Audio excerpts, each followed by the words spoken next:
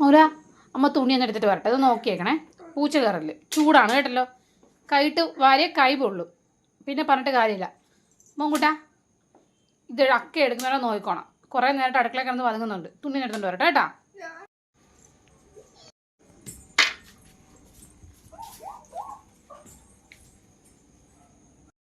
മൗലി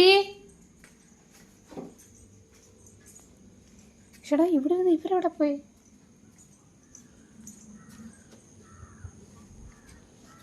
മൗലി മോളെ, ഇവർ പറയാതെ എവിടെ പോയി? മൗലി എടാ, ഈ പിള്ളേർ എങ്ങോട്ട് പോയി? മൗലി മോളെ, എന്തുവാ പരിപാടി? കയ്യിലെന്തുവാ? കൈ കാണിച്ചു. വാ തുറക്കടി. വായിലെന്തുവാ? നീ ഓടരുതെന്ന്. എടി വായിലെന്തുവാടി?